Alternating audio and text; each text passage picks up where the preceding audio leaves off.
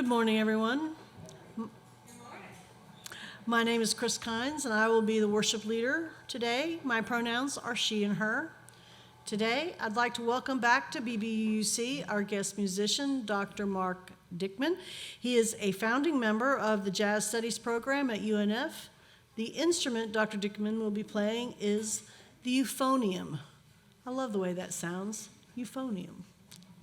Accompanied by our own Dr. Smart, their first piece, titled Honeysuckle Rose, is by one of the greatest showmen of jazz, Fats Waller. Take it away, fellas.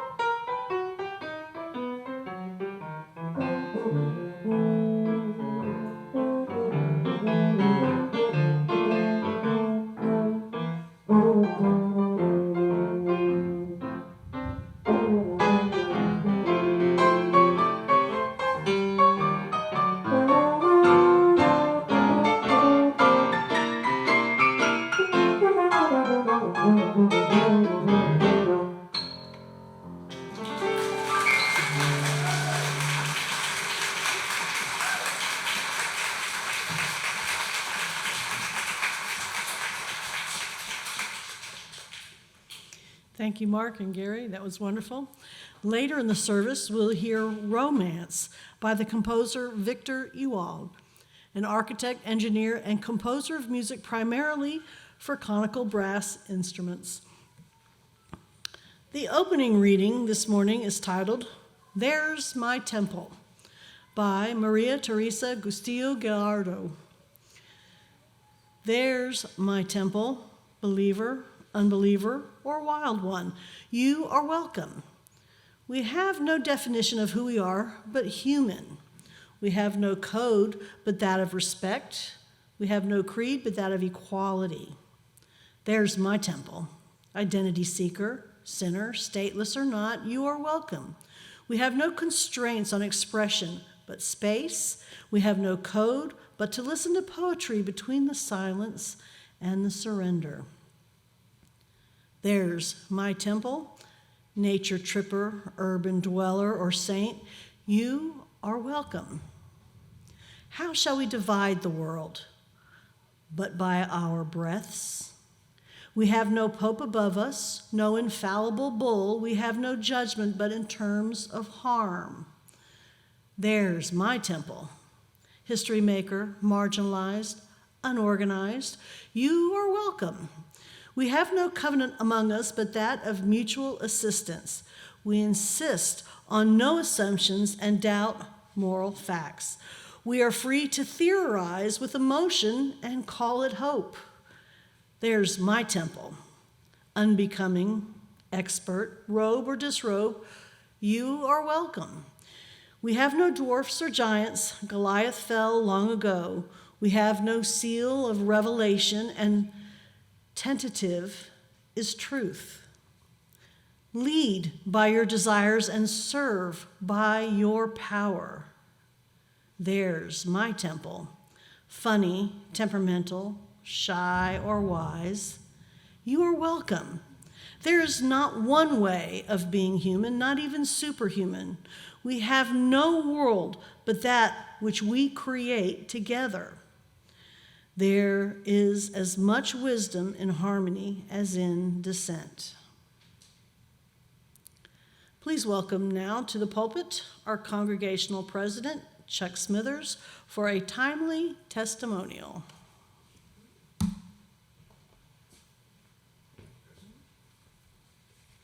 Well, good morning. Nobody can accuse us of being a fair weather congregation. I appreciate this opportunity to speak with you this morning. This is going to be a little bit of an announcement as well as a testimonial, so a little bit of a mixed message, if that's all right. I wanted to let you know just why stewardship is so very important to me and to our church. This month, the month of March, is our traditional stewardship drive time. And so we will be entering into that effective today, and it will formally end on March 31st. But stewardship is not something that goes away. It's always with us. Stewardship's not always viewed as the most positive light. It is often associated with using one of our most valued commodities, time. And it's almost always associated with money. It even can be viewed like a New Year's resolutions, committed to with the best of intentions and forgotten about as soon as possible. When I joined the church a few years ago, I came from a place in my personal faith journey that regarded stewardship in all its many facets as an essential part of a faith community. An important part of why I finally made a decision to join BBUC was that I recognized the beloved and committed community that exists here. I knew from the beginning that I wanted to support this community with my time, my talents, such as they are, and my treasure. It came easy when I looked around and saw just how much we all love and support this church. We have really bloomed after coming out of the great pandemic, and I don't think we could have done that without the strength of the community that exists here. I encourage each of you to keep up the good work and to join me in finding ways to help steer and grow our faith community. Thank you for your time, and let me remind you of this year's stewardship theme. the spark of community, unity, generosity, growth. Peace and love to you all. Thank you.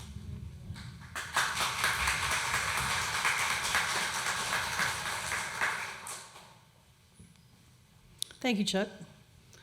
As the song leaders come forward, please turn to hymn number 38 in the gray hymnal and rise in body or spirit to sing the opening hymn, Morning Has Broken. We'll sing all 3 verses.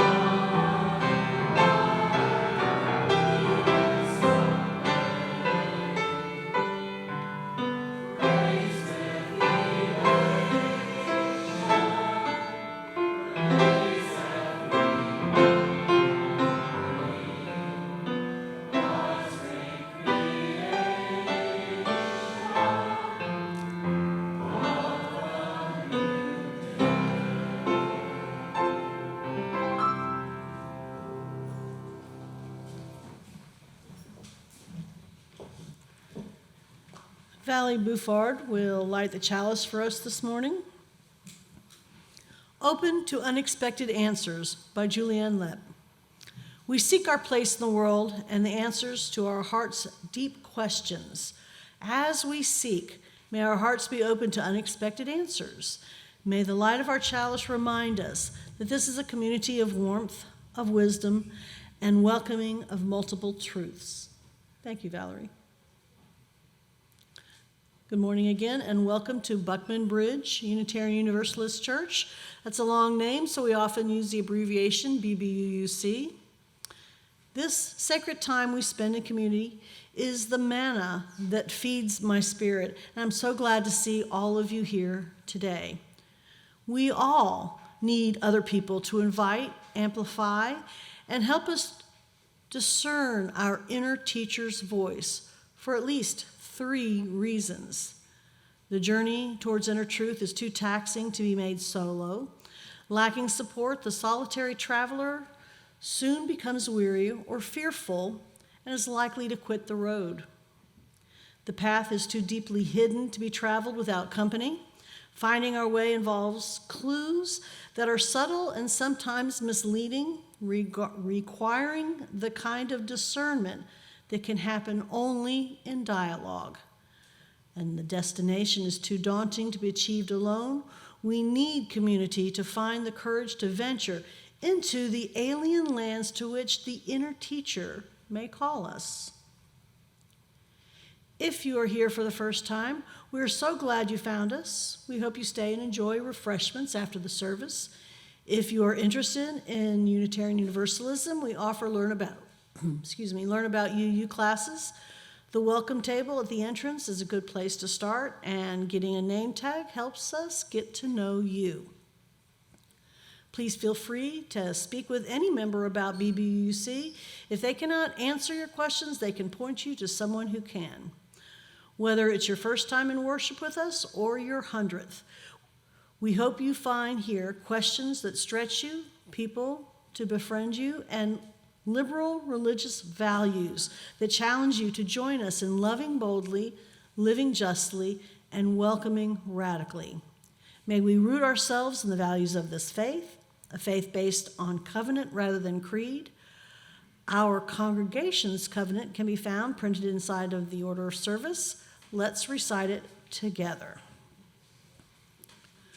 We covenant to engage one another with honesty, kindness, and respect, to value diversity, seek understanding of our differences, and practice gracious accountability with care, love, and empathy.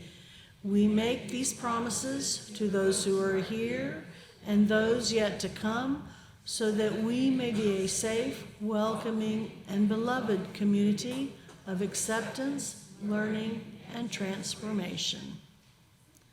Please rise for the singing of the call to worship. The words are printed in the order of service.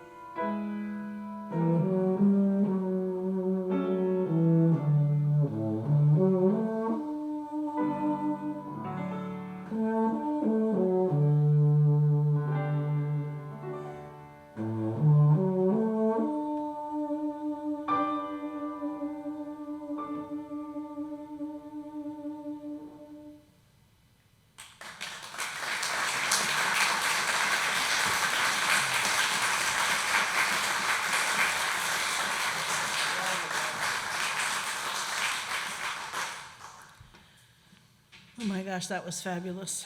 Thank you. We pass the plate during our worship service to make community expression of thanks for the blessings of abundance, to visibly bring in the harvest at the most cherished hour of our week. Whether we green up the plate or use the QR code on the order of service, we know that our financial contributions to this congregation come from sacrifice and hard work. We are so grateful for this and commit together to ensure that the funds we gather collectively do a greater good for ourselves and our world than they could have done alone.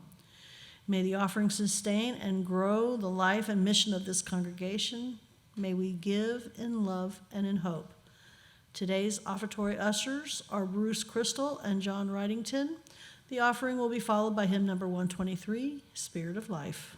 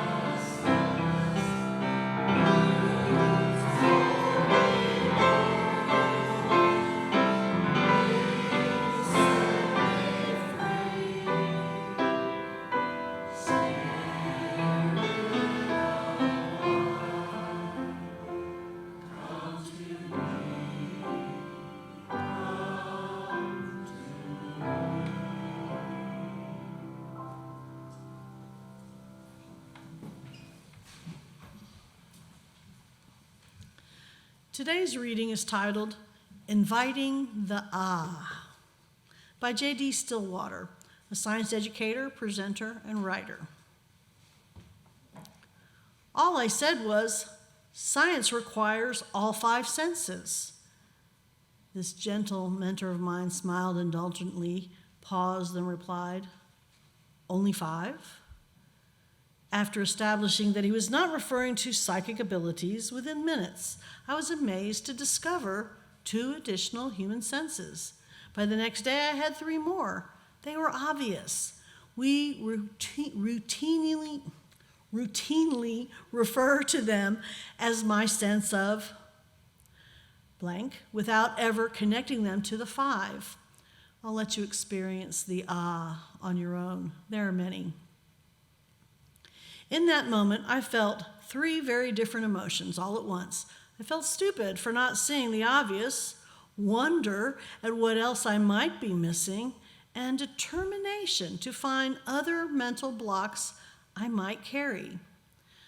The five senses were described by Aristotle over 2,300 years ago. Since then, textbooks and teachers alike have simply repeated the phrase without question. Kindergarten teachers pass it on to their children as self-evident. It's conventional wisdom, and it's incorrect. I became obsessed with uncovering other examples of cultural inertia, especially in science. Critical thinking and self-questioning are the essence of science, more essential than any concept in the curriculum.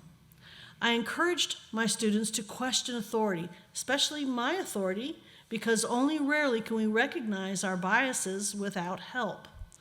Those biases get installed early in our lives. Studies of implicit bias show us that racism, sexism, and all kinds of binary thinking are deeply ingrained habits of thought, like the five senses. When I'm lost and don't know it, I need someone else to point out that I'm on the wrong road. When someone does this or gently asks, "Only five?" it can be tempting to lash out at them for exposing my ignorance or bias. But if I take a pause to self-question, it can reveal vast new vistas to me. Then it takes humility to admit my error and effort to get back on track. Experiencing the world clearly and openly with all our senses requires vulnerability and authentic self-questioning. I think it's a spiritual practice. Our speaker today is a BBUC member, Manny Andrade. He loves to explore spirituality. He is a life-professed Franciscan. He completed seminary studies in 2000. In 2003, he received ordination in an independent Catholic, small c, church. Manny is a social worker serving communities living with HIV since 1989. He married Rusty Turner in 2016. Manny is an honoree of 2023's Jacksonville Rainbow Awards for service to the LGBT community and HIV communities. With a sermon titled Christianity Without Dogma, Manny Andrade.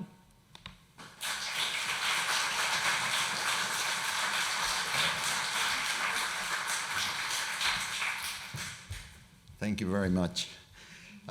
First of all, thank you for this opportunity to share some thoughts with my community of faith.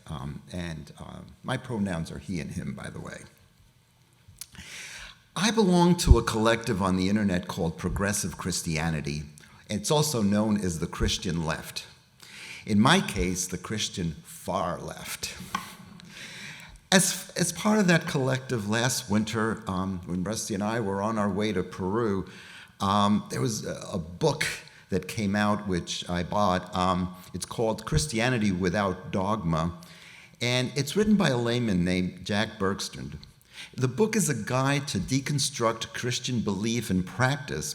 In essence, it sparked me to a new understanding of my faith, and it also sparked the idea for this sermon. I'm familiar with the term deconstruction. I learned it in sociology classes at Hunter College about 100 years ago. Deconstruction is a process of rigorously analyzing and making apparent the assumptions, judgments, and values that underlie social arrangements and intellectual ideas. What does that mean? It means you get to the seed, to the basis, to the foundation of whatever it is you're trying to examine, and the goal of which is to explore the essential nature of the subject. Well, the thought of deconstructing Christianity really got me salivating because I wanted to get to the essence of my spirituality and my belief, and it really hooked me in. My goal in this process was to step back and be more conscious of my faith. The goal was also to have a better grounding in my understanding of my faith in the context of my Unitarian Universalist identity. The faith that I was originally exposed to, it was via a very narrow denominational lens. As a result, I thought of my faith early on as monolithic. After all, there are 1 billion adherents to the faith within which I grew up, and that's not counting Protestants. So, my life journey and study have proven to me that faith or trust in my belief process is far from monolithic.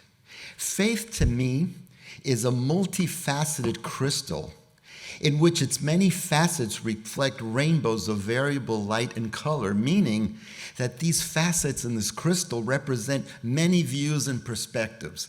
That's how I understand faith today. So, where do we begin with a healthy definition of what works for me as to what defines the essence of Christianity? I went to one of my go-to folks, fellow Franciscan from another denomination, Richard Rohr. He is the founder of the Center of Action and Contemplation in New Mexico. He's a prolific author, and if you've done any work on the Enneagram, which is a way to define your spirituality, it maps out your spirituality, you've run across his name because he came up with the whole thing. Now, Richard Rohr says, and this is what just moved me, Christianity is a lifestyle, a way of being in the world that is simple, nonviolent, shared, and loving. Simple, nonviolent, shared, and loving. He goes on to say, however, we made it into an established religion and all that goes with that, and avoided the lifestyle change itself. One could be warlike, greedy, racist, selfish, and vain in most of Christian history, and still believe that Jesus is one Lord's personal Lord and Savior. The world has no time for such silliness anymore. The suffering is too great on earth. End quote. So how does a great faith exist under the tension of such divergent contradictions? Let's examine the role of Christian dogma as a major contributing factor to that tension that exists. Well, and let's start with some basic definitions too. What is dogma? That gets thrown around. Dogma is a belief or a set of beliefs concerning faith or morals formally and or authoritatively proclaimed by a church. What are some dogmas? Can you think of some dogmas that get thrown around within the Christian concept? Virgin birth, resurrection, Trinity. You can't question those. It's dogma. Okay? It's authoritatively proclaimed, it's formal, and you can't question it. Well, I'm not like that. If you go back to the primitive church, the earliest disciples of an itinerant rabbi known as Jeshua, I think you know who I'm talking about. We see a band of devout people challenging the status quo of their faith. Dogmatic practices in the Judeo-Christian tradition evolved over millennia. In their day, the earliest disciples of Rabbi Jeshua saw that there was a need for greater compassion and kindness. At the time, there were established religious laws, and they were well placed, and they were the root and the foundation of the faith at the time. And this guy, Jeshua, this rabbi, taught in parables and stories that were designed to make people think. So he talked about a good Samaritan. By the way, the Samaritans were outcasts of their day. They were the people that were on the lowest rung of society. They're the ones that, they weren't part of the elite, They didn't get tickets to the Oscars or anything like that. So as a result of the established laws and traditions in the story of the Good Samaritan, no one has time to care for someone who's victimized by a violent assault.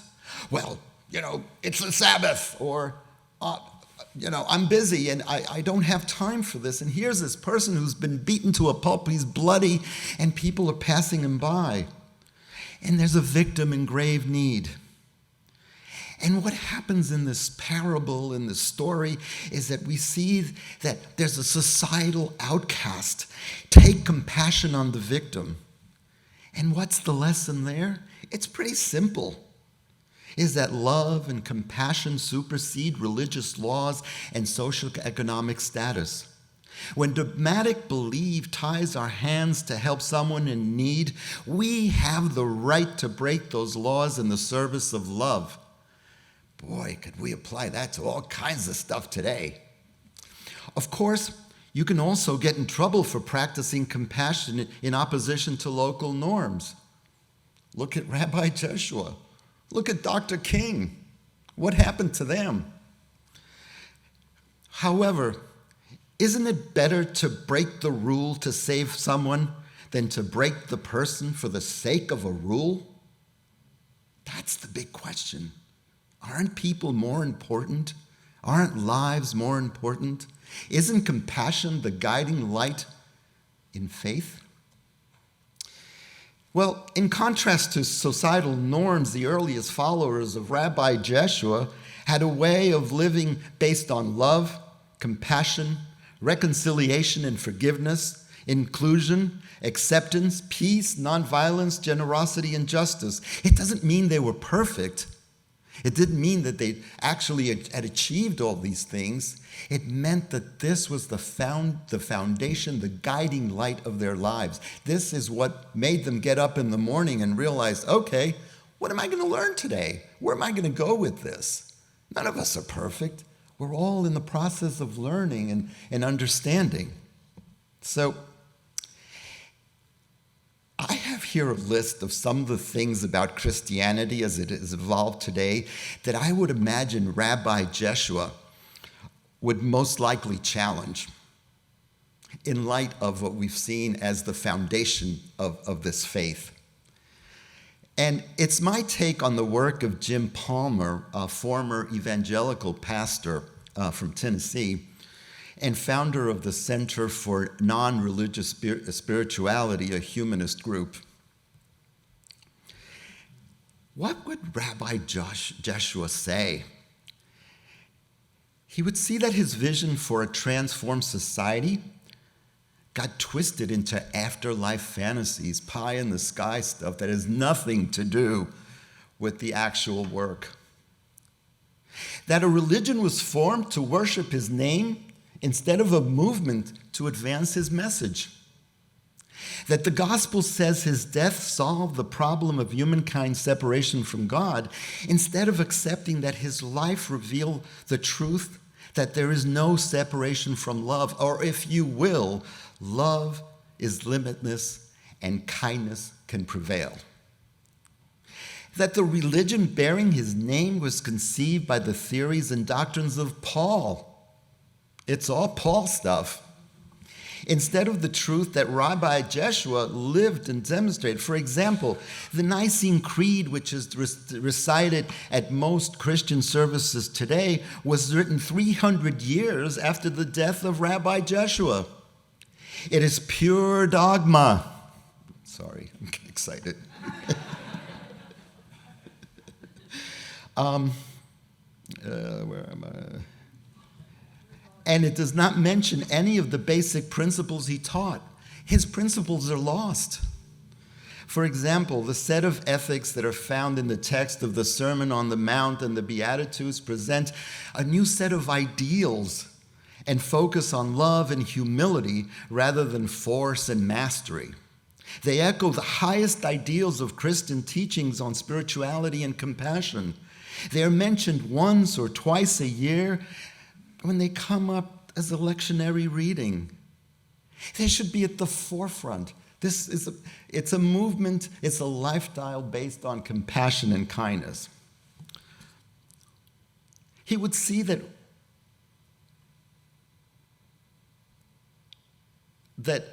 he was said to be exclusively that he was God. And that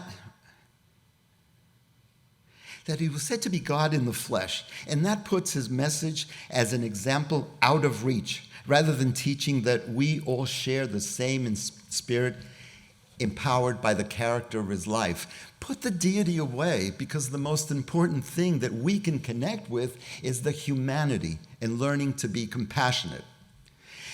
That the religion that claims his name teaches that his wisdom and his teachings are the only legitimate way to know truth and God.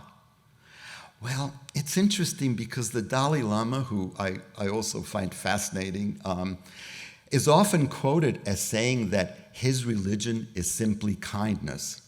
And Rabbi Jeshua taught, love your neighbor as yourself. Isn't that the same thing?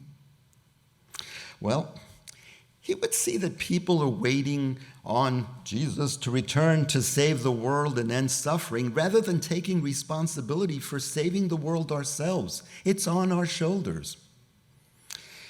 People think that there's a magical potency in uttering the name of Jesus, rather than accepting our own natural powers and capabilities to effect change. We exonerate ourselves from the responsibility that is ours to make the changes that are needed in the world. If there existed an actual Christ-centered theology, the only heresy would be not to love people as his example showed. And people come to associate Jesus with church, theology, politics, and power today, rather than courage, justice, humanity, beauty, and love. So, in addition to focusing as our guideline, on compassion as our guideline, it takes more than just our service to those on the margins. There's another step that we need to take, but it is our willingness to see ourselves in kinship with them. And I want to tell you a very brief story. We're coming to the end of this, but I think it's an important story to tell you. Some of you know that I've been doing HIV work for many years, since '89. I can't wait to retire.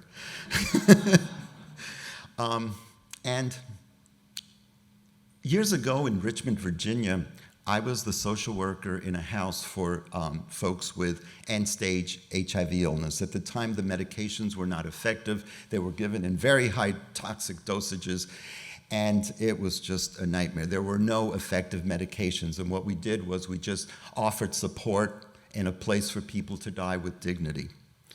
And this house that I worked in was a group of people, communities of faith came together in Richmond because people were dying in hospitals.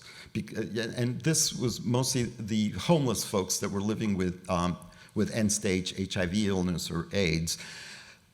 So the Catholics, the Episcopalians, the Quakers, and the Unitarians got together, formed the Richmond AIDS Ministry, and this is the agency I worked for. Now, people came to us who otherwise would be homeless, and we would care for them. They would have a safe place to live, and they would die with dignity. It was probably one of the most powerful things I've seen or interacted with in my life. But one of the things that I noticed was that folks used to come and say, "Oh, I've made this meal," and they would make this delicious food to serve to our clients, and it was all very nice. But at the time, if you remember, there was tremendous isolation that was being felt by people living with HIV because they were ostracized. They were blamed for their illness. They were blamed because they got a virus. It was insanity. It was just insanity that was going on. And one of the things, and in terms of focusing on compassion and see ourselves in kinship with folks on the margin, my suggestion was that the fact that you've made the meal is lovely, and it's a wonderful act of kindness. but it would be a lot more important if you sat down and shared the meal. Well, that completely turned everything around, because all of a sudden the folks who were feeling the social isolation and who had internalized all those terrible messages that were coming from the media, from the president, from at the time, from all those folks, that started to dissipate, because all of a sudden we're seeing people in kinship. The people on the margins were being seen in kinship. And that's compassion, and that's how I see this call, this understanding this important tenet of faith. So,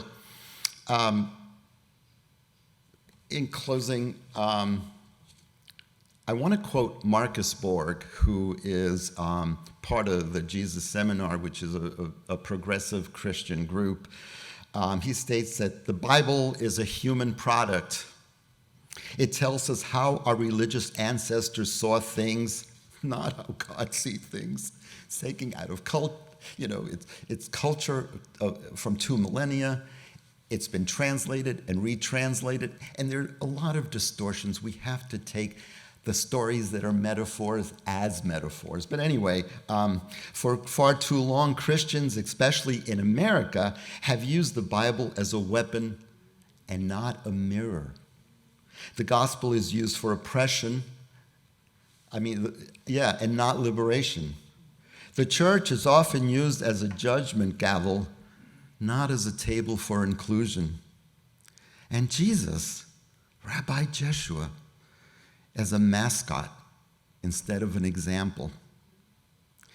I just want to share with you that I've come out of this venture with a renewed sense of spirituality, that the work I've done over this past year in studying these folks, reading these books, have given me a new sense of identity in terms of how I profess my faith as a Unitarian and as a Christian. I have a new clearness of vision that redefines who I am in my faith. And as a follower of the gospel of compassion and inclusion, I feel that this is the foundation that defines my faith. So I am very grateful to share this journey with you all and to be a part of this community that has allowed me to, in a way, blossom and allow my spirituality to grow. So thank you.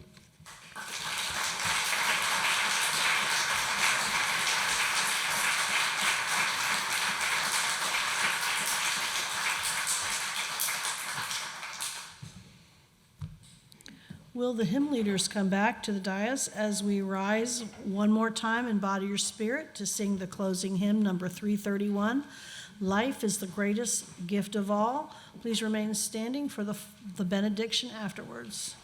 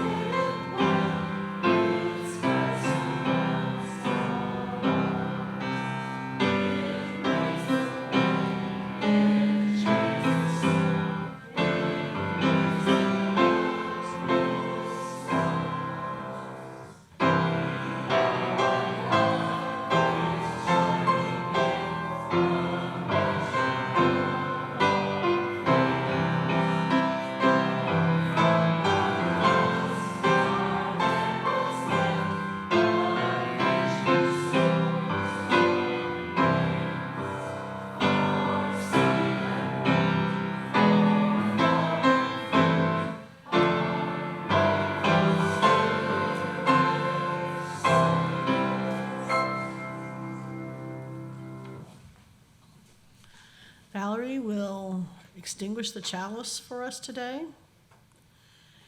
Changes abound around us, within us, between us, in our communities, our neighborhoods, and our beloved faith communities. Changes abound. May we each find the balance point we need as we move through our ever-changing world, the balance between the old and the new, between the known and the unknown, between the familiar and the perhaps boldly and risky possibilities that may be there waiting. Until we come together again, I bid you peace. Amen and namaste.